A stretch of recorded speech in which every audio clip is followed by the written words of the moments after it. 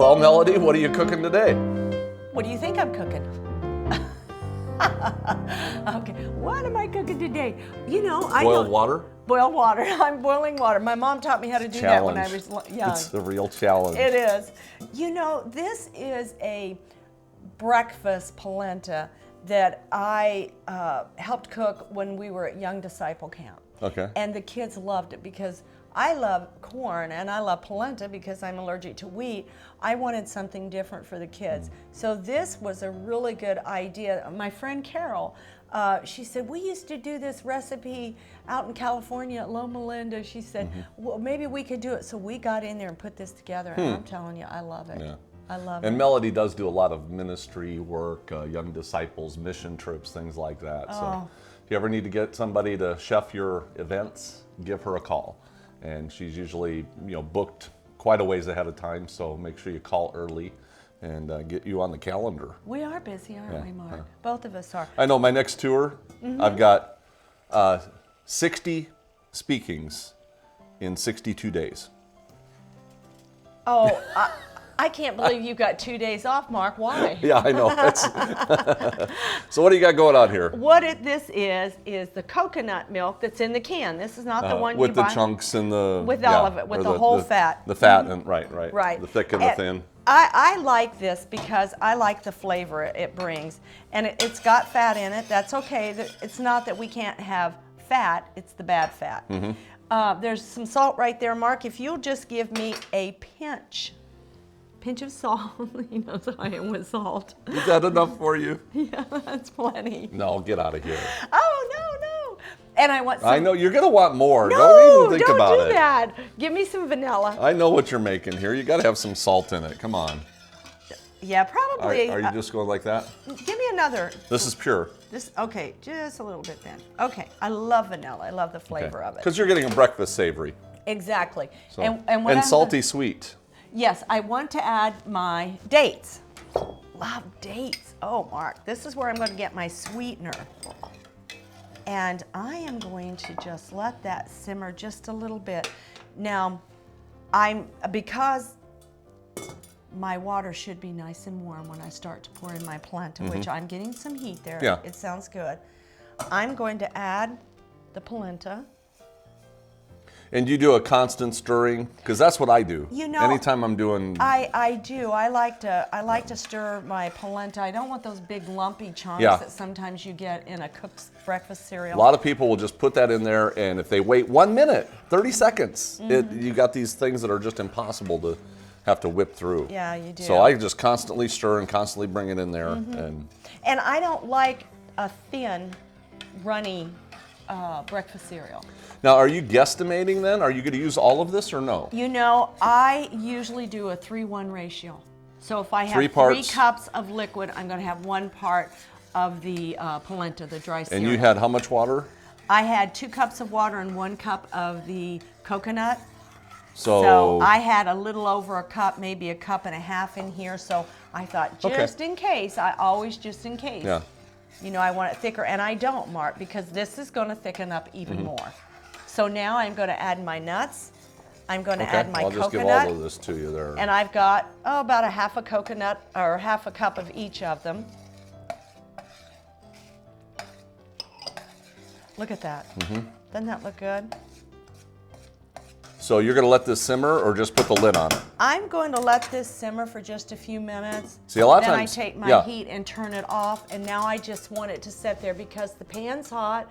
I use a real good, thick, surgical stainless steel pan, Mark, and it holds that heat, and it's going to cook while it's sitting there. So wait a couple minutes and it'll... Just a few minutes. Now look at that, Mark, just after a couple minutes, and I had my burner off. And look how nice that looks. Yeah. How thick is it? You know what? Look at it. It's nice. Oh, there you go. I was thinking it wasn't going to get thick enough, but that's exactly the thickness you want. Look at that. It's perfect. All right. So we're just going to put this right here in the bowl then? No. What? I have a different bowl. Oh, man. Look at that one. Where did you get that? That's hot. Isn't that gorgeous? Do you really want me to tell you She where I is got always this out there bowl at? shopping for bowls and stuff. You know where I got it at? Do you want me to tell you? Sure. Goodwill. Really? I got Oh, that man. at Goodwill. I bought that for you because I thought this is so beautiful. I just could not pass it up. Of course, That's I hot. washed it. I cleaned it. That's But my kind of bowl. What a beautiful bowl that is, and what a great presentation too. We go to Goodwill a lot to We find do. plates, and because that's the cheapest way that you can get the right presentation that you're looking for. The unique. I can't believe you got that. Oh man, that's the hottest bowl I've seen in a long time. Isn't it gorgeous? This is Mark's personal serving here, okay? I'm gonna keep that at home. That one's going home. Is that one going home? Well, I picked up 2 of them, so there's one for you and Miss Brenda. And I'm just I saved a little bit just because I knew I was going to do some I sprinkles here. seen those stuck over Yeah. there. You thought you was pulling one over on me. I was, yeah. Now, a lot of people will take their almond milk, their hemp milk, their rice milk, their soy milk, and cashew milk now, Mark. There's so many different types of milk. Oh, yeah. And this is what they would pour over the top. But you do not have to add any sugar. Did you taste this yet? Now, how healthy is this? Well, there is some fat in it from the coconut, but that's an essential fat. You need fat, but not. Right. But outside that, there's no refined products in there at all.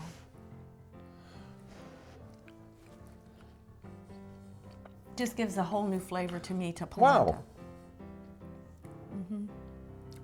That is spectacular. Isn't that a good dish? And you know what really hits me? What? The dates. The dates. Yeah. They do. It's I sweet enough. wasn't going to think that, but that's what hits you. And then do you start to taste the coconut? You've And the got vanilla. the almonds. You got the vanilla.